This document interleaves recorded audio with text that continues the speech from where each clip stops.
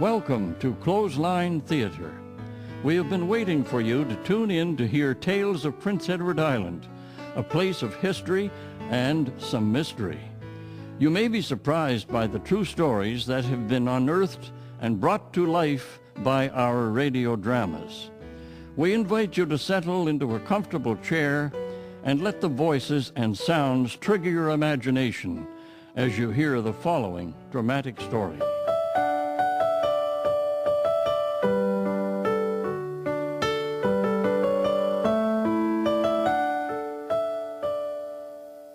When the Great War, now more commonly referred to as World War I, ended, a few of the soldiers returning to the shores of their native Prince Edward Island brought more than their kit bag with them. Though the numbers were not large, some island boys acquired war brides in England and Europe and brought them home to the island. Thomas Corbett Ellis of Harmony, a rural community in western Prince Edward Island, brought back his English bride, Alice Mariae, in the fall of 1919. You need to understand, Alice Mariae, that Harmony will be nothing like London. I'm sorry, but we still have to live with my parents and sisters for a time. As long as I have my strong, handsome soldier by my side, I can be content anywhere, Thomas. Besides, you told me you have a great family, respectable Presbyterians. I hope they don't mind that you have married a daughter of a Methodist clergyman. I haven't seen them in years. I left home at 17 to work as a carpenter in the United States and Western Canada. Then I enlisted with the 52nd Battalion and was overseas for almost 4 years, so I'm not sure I really know them anymore. In a way, I cannot believe I left my beloved England and my loving family to come with you to Canada. But love does strange things to one. I was fortunate to open my eyes in that Army hospital and discover such a beautiful nurse as you, Alice Mariae. You gave me the will to live. It was just trench fever you had, Thomas. But I suppose I should thank those lice. Otherwise, I might never have met you. Imagine, of all the soldiers I nursed, it was you I permitted to capture my heart. And we've been together for 3 years.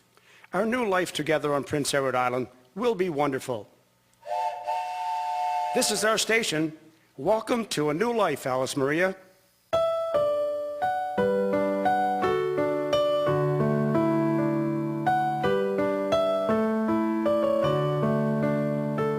But it quickly became apparent to Alice Mariae that Thomas Corbett Ellis, without his soldier's uniform, was not the man she believed him to be. In her own words, she told of him quickly becoming verbally and physically abusive, and that her body showed the marks of his mistreatment. She even credited Thomas's father as saving her life during an altercation. In a time when domestic violence was kept hidden, Alice Mariae did not remain silent. Good afternoon, Alice Mariae. Come in and sit down. How are you, dear? Fine, now that I can take refuge with you, Mrs. Ramsay. Do you mind if I stay a while? Thomas is in one of his rages. He says that it is my fault, for I set him off. I don't know what I would do if I could not come down to the road to you. Let me pour you a cup of tea, dear. I know marriage is supposed to be a lifetime commitment, Alice Mariae, but you have only been here a couple of months, and it appears to be no life for a smart young woman from London. While you can, why don't you go back to England and start over again? If only I could. But Thomas cashed and kept my gratuity check from the war. He used it to pay off a note to his brother. I have little money, and if I left voluntarily, he would not have to support me.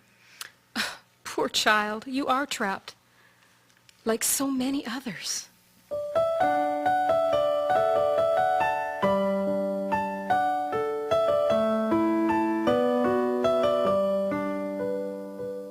In January 1920, a mere 4 months after the arrival of Thomas and Alice Mariae at his parents' home in Harmony, things went from bad to worse. But the stories of the two parties involved greatly varied. According to Alice Mariae, her husband, upon learning she was pregnant, became enraged and demanded she go to Toronto to have the baby destroyed. Thomas's version of the story is that upon learning of her wonderful news, he became even more sympathetic to her and made it his one objective in life to make her life happy, if possible. But Alice Maria's actions were not those of a woman lovingly supported by her husband.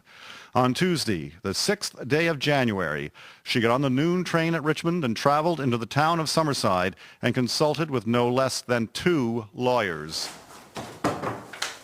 I'm afraid, Mrs. Ellis, there's nothing I can do for you. You have no rights under the law.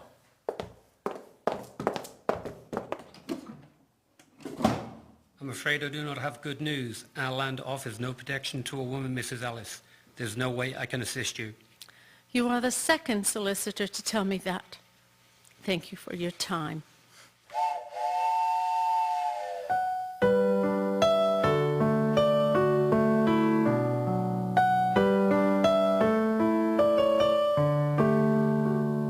Alice Mariae Ellis boarded the westbound evening train and went back to Harmony. Where have you been? That would be my business.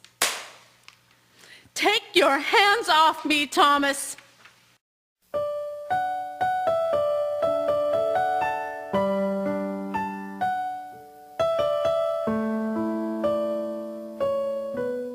The confrontation escalated, and once again Alice Mariae left the house to seek refuge with her neighbors, the Ramseys. She slept on their couch until 4:30 a.m., and then returned to the Ellis house where she went to her room. Nothing more is known of her day until 6 p.m. that evening. Alice Mariae, are you coming down for... Mother, Father, come quickly. It's Alice Mariae. I need to go for a doctor.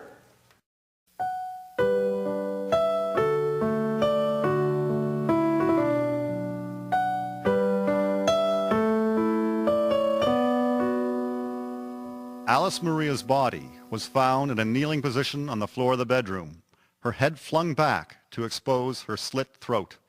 The blood from her body was drained out on the bed. 2 razors and a pair of scissors were sitting neatly on the bedside table. Thomas rushed from the house to a neighbor's home, that of Alex Murray, to summon Dr. Stewart of Tyne Valley. After asking to use the phone, Ellis told Murray that Alice Mariae had been insane for the last 2 or 3 days and that he should have put her away and had her locked up. When Ellis came back to his parents' house, he did not go near the body of his wife. Should you not go up with her, Thomas? With all the death that I have seen in the war, I have no interest in holding a lifeless body, Mother. Dr. Stewart, what do we do now? Without a doubt, there is need of a coroner's inquest to determine the cause of her death. I will make the necessary arrangements.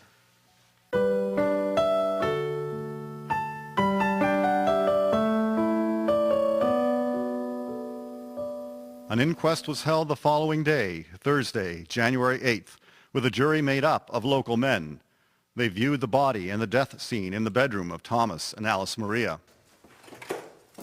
Has the jury reached its verdict in the death of Alice Mariae Ellis? Yes, sir. Based on the evidence presented, the jury has concluded that Alice Mariae Ellis died by her own hand in committing suicide. The family may now proceed with the funeral arrangements for Mrs. Ellis. Telephone operator, how may I help you? Yes, operator. Could you put me through to the Attorney General's office in Charlottetown? One moment, Dr. Stewart. Your party is on the line. Yes. Good morning, sir. I appreciate you taking my call. No problem, Dr. Stewart. How may I assist you? I am calling in regards to a death I was called to several days ago in the community of Harmony. A coroner's inquest yesterday determined that the young woman in question, Alice Mariae Ellis, committed suicide. However, it is my suspicion that she was murdered. That's a serious accusation. On what grounds do you make such a statement, Dr. Stewart? It comes from my observation of both the room and the manner of the inflicted wound. The woman was right-handed. Therefore, how would she have managed to cut herself on the right side of the throat in a straight slit rather than on a downward slit on the left side, as is the case in the majority of suicidal victims? Also, the slit did not cause her death. It was a stab wound to the neck that caused her body to drain of blood in what I believe would be under a minute. The blood was on the bed, yet Mrs. Ellis was found kneeling on the floor with no blood on either herself or the floor. She could not have moved herself, nor in my opinion could she have placed the razors and scissors so neatly on the table. The coroner's jury was given these facts, Dr. Stewart? Yes, I presented them to the jury as I have to you, but to no avail. Obviously, more must be done. Foul play cannot go unpunished. Who might have committed such a heinous deed? Alice Mariae was a war bride of a mere 4 months. Rumors are rampant in the community that her husband, Thomas Ellis, was mistreating her. Leave the matter with me.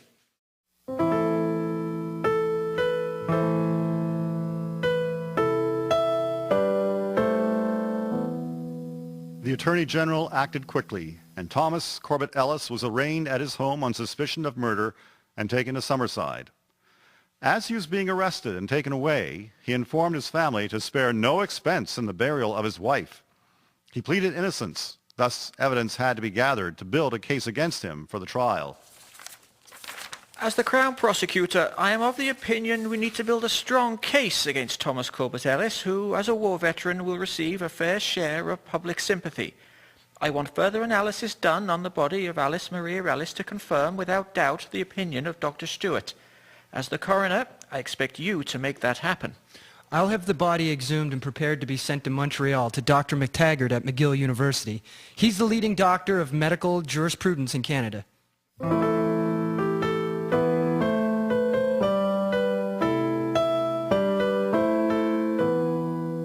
Alice Maria's body was removed from its grave in Tyne Valley, but the entire body was not sent for analysis. Rather, they severed her head, neck, and part of the arm from the body and placed it in preserving fluid and shipped it to Montreal. The opinion of Dr. McTaggart supported the opinion of Dr. Stewart. A jury of 12 men were selected for the trial, which was the curiosity of Prince County. Alice Maria's brother came from England to attend the trial. He heard his sister's name and character maligned as Alice persisted in his story of innocence, saying never had he kicked or beaten Alice Mariae, and the only bruises he ever had seen on her body were from falling on ice. Has the jury reached its decision? We have, Your Honor. A jury of Thomas Corbett Ellis's peer found him innocent of any wrongdoing.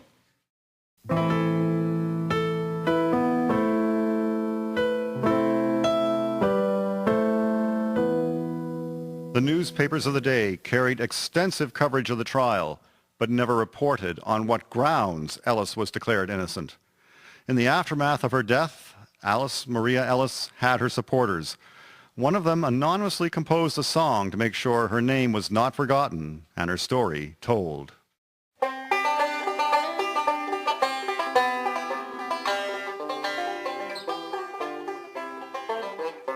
Do you see the star that twinkles and gleams and burns so bright?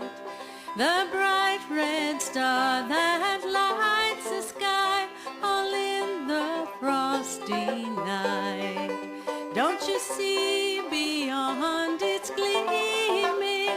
This drama has been brought to you by Wyatt Heritage Properties Incorporated through the support of the Building Communities through Arts and Heritage Program, Department of Canadian Heritage, the Province of Prince Edward Island, and the City of Summerside.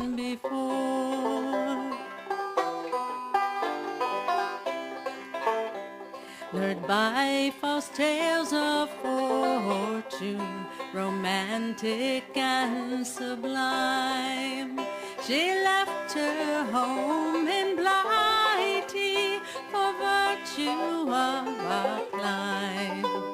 Wed to a soldier to whom she thought was good and kind and true. Her romance proved sad like her courtship, her happy days were few.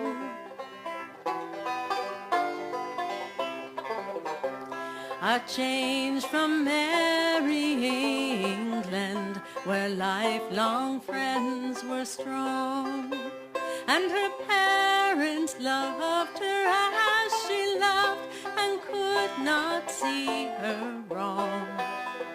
They tried to ease her troubled mind and keep her by their side, but she chose to take a fatal step and be a soldier's bride.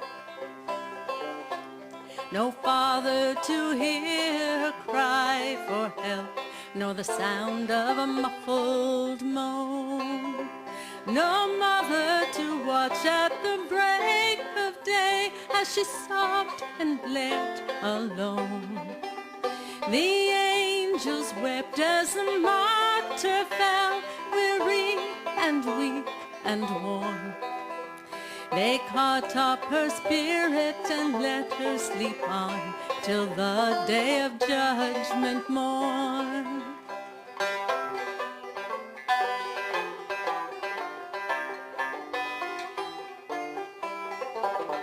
In a little country churchyard, she fills a nameless grave, where strangers kindly lay to rest the ashes of the brave. And as we passed her resting place, we moan and heave a sigh, that far from home and journey's end, a violent death should die. Oh, could we get beyond the rail and ease a broken heart, and show to thee some love divine and act a brother's part. But this must be the sorrow that fills our inward soul. We mourn the loss and fear the cross until we reach the goal. We mourn the loss and fear the cross until we reach the goal.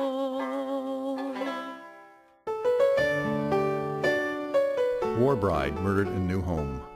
Cast: Narrator Stuart Smith, Thomas Roger Ahern, Alice Maria Catherine Dixon, Mrs. Ramsey Michelle Askew, Lawyer 1 David Smith, Lawyer 2 Kevin Crossland, Thomas's mother Kathy Clow, Dr. Stewart Wayne Wright, Coroner Dan Casely, Telephone Operator Sheila Young, Coroner Jury Foreman Jake Surrett, Attorney General Jim Dixon, Crown Prosecutor Nick Murray, Trial Jury Foreman Jules Aucoin, Judge Tiber Falzette, Song Catherine and Jim Dixon, Musician Christine Anderson Gallant, Sound Foleys Krista Bryson, Alexandra Gallant, Nathan Wiley, Recording Artist Peter Gallant, Assistant Max Gallant, Writer Marlene Campbell, Researcher and Editor Gene McKay, Production Assistant Sandra Zardi. This drama has been brought to you by Wyatt Heritage Properties Incorporated through the support of the Building Communities Through Arts and Heritage Program, Department of Canadian Heritage, the Province of Prince Edward Island, and the City of Summerside.